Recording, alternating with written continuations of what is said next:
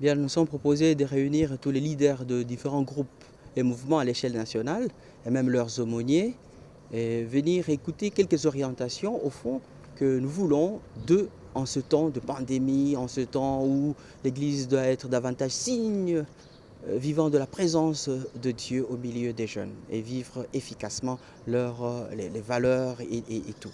Bien, nous sommes proposés.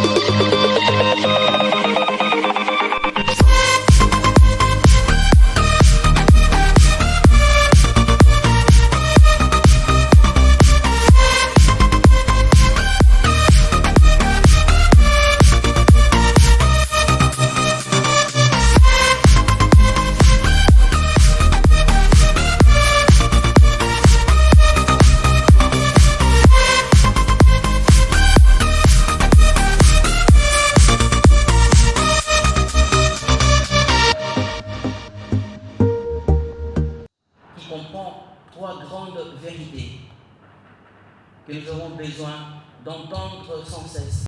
La première vérité, vous connaissez, Dieu t'aime. Comme tu es, là où il vit, et il veut que chaque jeune vive. Au fond, c'est la grande annonce qu'il ne faut jamais oublier. Il faudrait nous le rappeler, même si tu as déjà entendu, mais il est important pour nous réunir afin de vous demander davantage.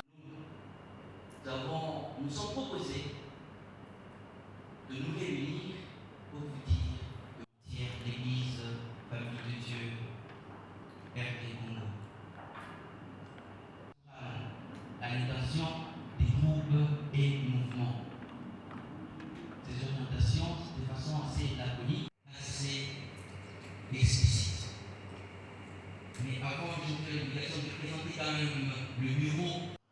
D'abord, je signale que tout le monde peut faire votre bureau, peut venir échanger. Il n'y a pas de protocole pour ceux qui peuvent venir. L'aumônier diocésain de Kinshasa qui est présent, de se tenir debout, là, M. l'abbé Bernard, comme le... Vous pouvez passer. Non, soyez pas timide. Juste encore un peu. Madame, salut aussi,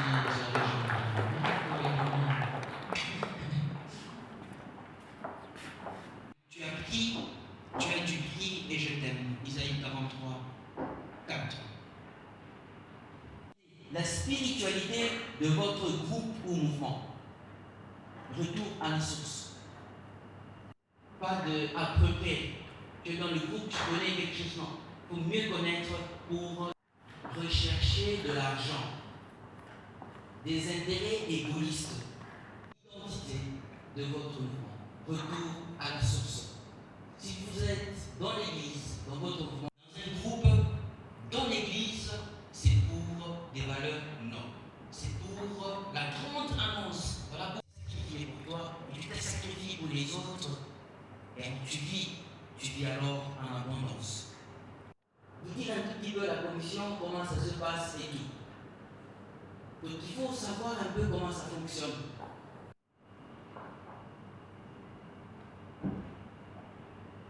Mais attention, avant, c'est un amour qui n'écrase pas, qui ne marginalise pas, qui ne réduit pas au silence.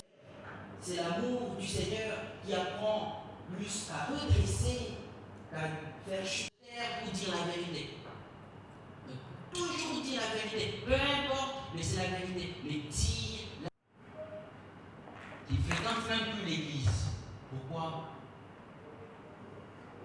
Parce que si bien, si jamais vous marginalisez quelqu'un, c'est pour que, au niveau national, aider tous les autres à se sentir épanouis. Pas les opprimés. D'autres que service. Lui, de conditions divines, il est descendu pour laver les pieds. C'est très important. Nous aurons le temps de revenir sur cela. Mais vous, comme leader à la tête, il faut transmettre. C'est inconcevable de venir dans l'église avec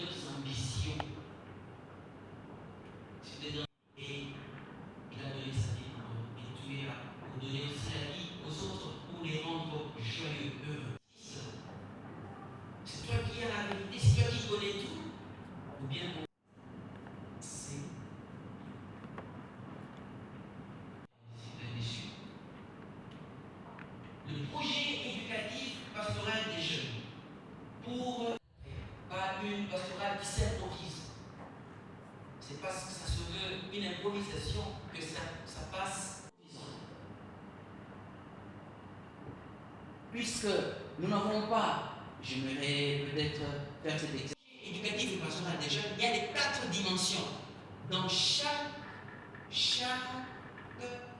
mouvement, dans ce temps de confinement, dans quelle mesure possible, nous avons aidé, nous, leaders, les jeunes, à grandir dans leur foi.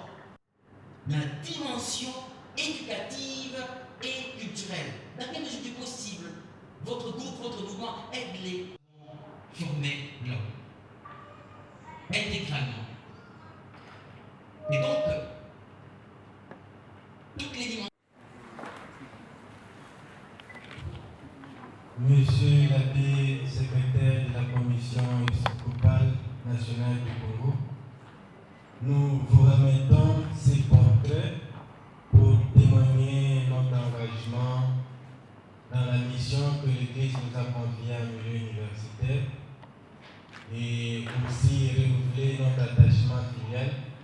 En même temps, nous sollicitons davantage votre accompagnement spirituel pour que notre apostolat universitaire puisse produire des bons fruits. Merci.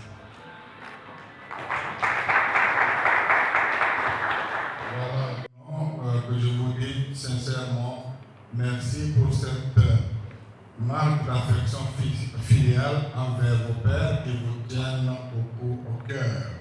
Et c'est vraiment bien trouvé. Demeurez fidèles à votre mission pastorale, car grande sera votre joie quand vous entendrez, bons et fidèles serviteurs, entrer dans la joie de votre Maître. Matthieu 5, 23. Déclare ouverte les travaux de préparation des journées nationales des jeunes. Il faudra que ça réussisse parce que ça va être quelque chose qui pourra attirer l'attention du Saint-Père pour notre pays, pour le JMJ en Afrique. Donc c'est un grand défi que nous avons pour montrer que nous sommes un grand pays. Et ceux qui vont lever ce défi, c'est d'abord vous. Merci beaucoup à M.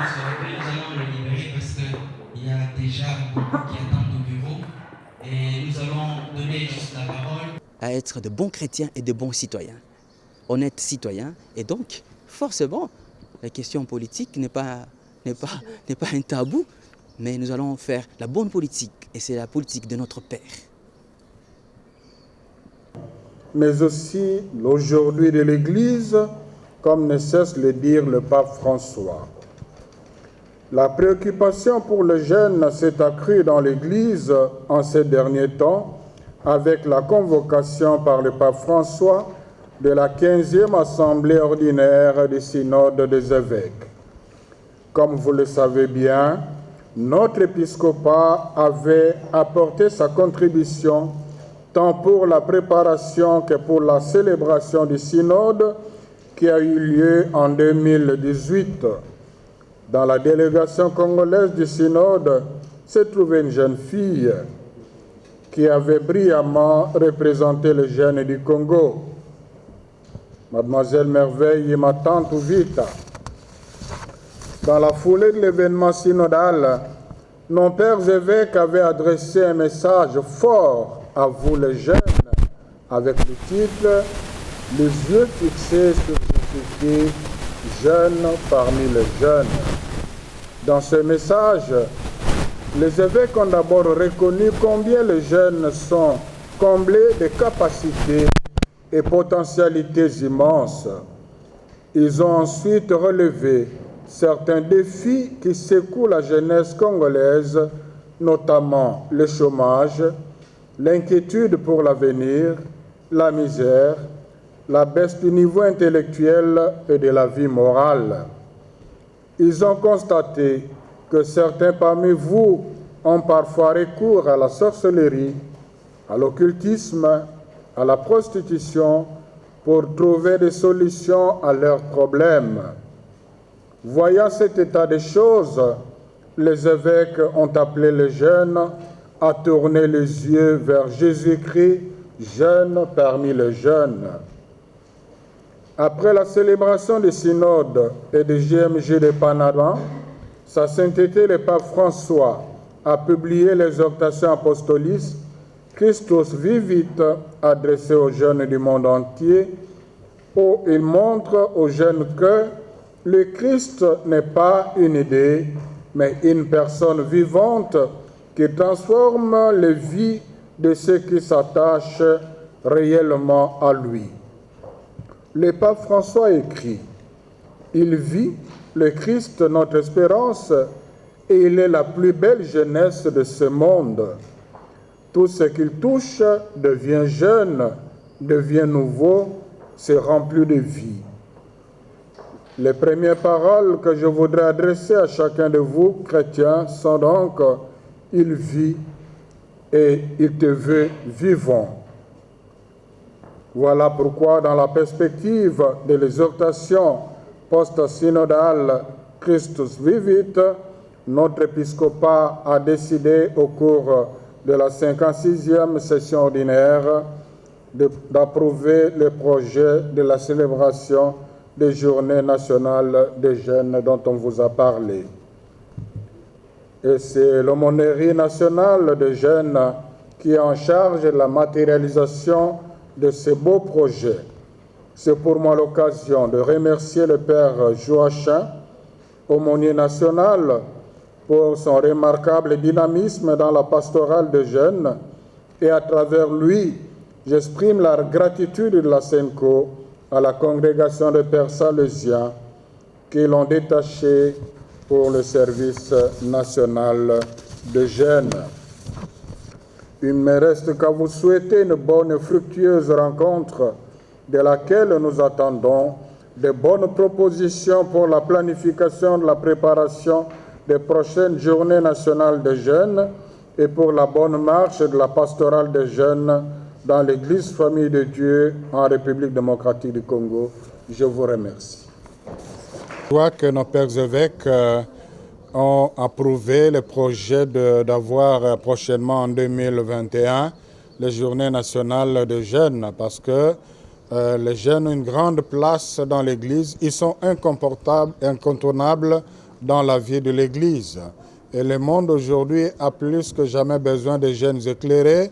Et le meilleur éclairage, c'est le Christ. La meilleure lumière, c'est le Christ. Et avec ces journées nationales des jeunes, ce serait l'occasion d'imprimer la figure de Christ dans la jeunesse nationale.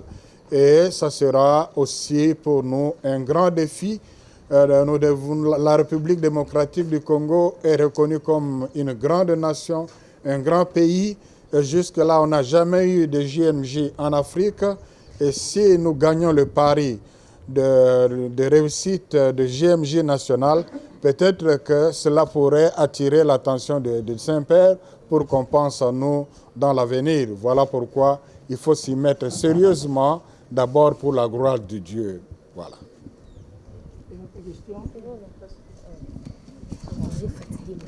Bien, nous sommes proposés de réunir tous les leaders de différents groupes et mouvements à l'échelle nationale, et même leurs aumôniers, et venir écouter quelques orientations, au fond, que nous voulons en ce temps de pandémie, en ce temps où l'Église doit être davantage signe vivant de la présence de Dieu au milieu des jeunes et vivre efficacement les valeurs et tout.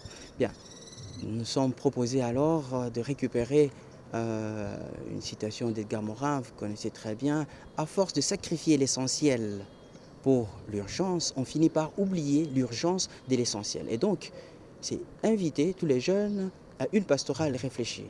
Ça signifie tout simplement arriver à élaborer le projet éducatif et pastoral des jeunes, avec les 4 dimensions à la fois, par rapport à la fois. Ils analysent les contours et autres, ce que les gens grandissent et autres.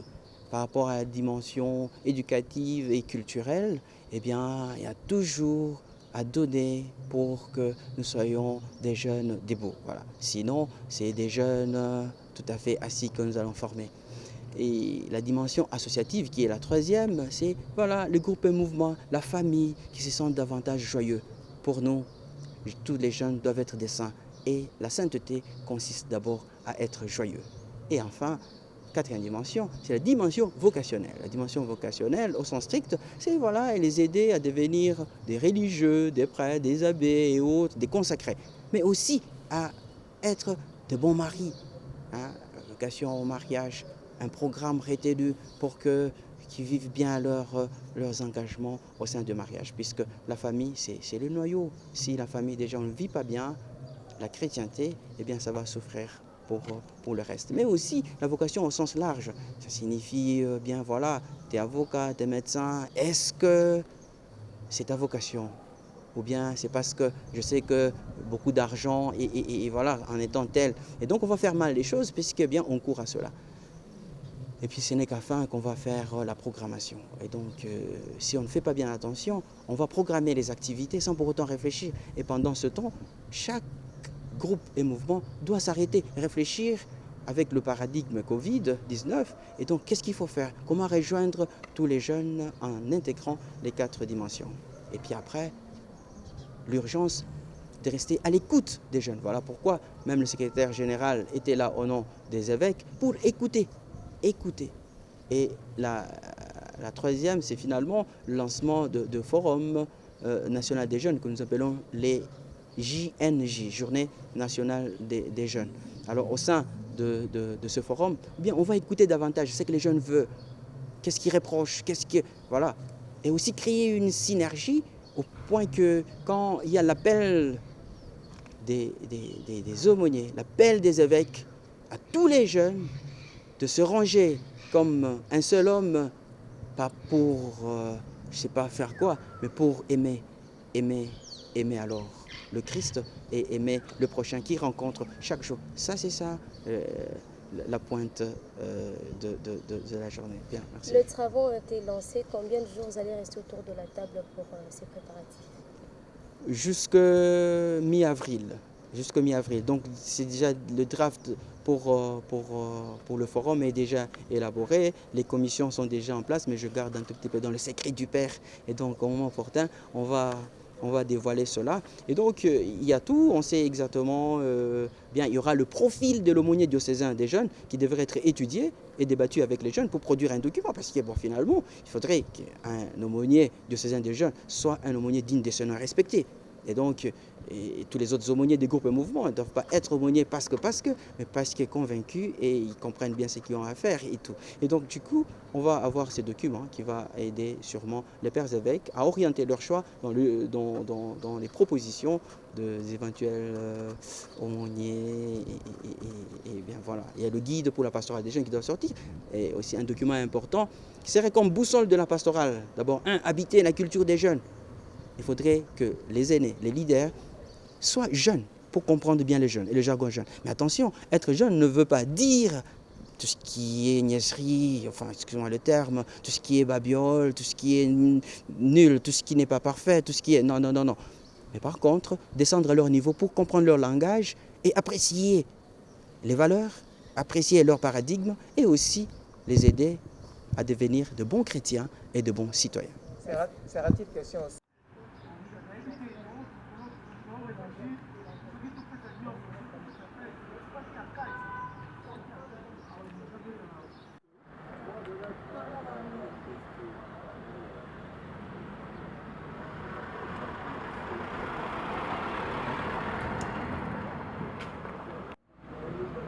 몇 살이 건데 오늘? 저 몇 살인데?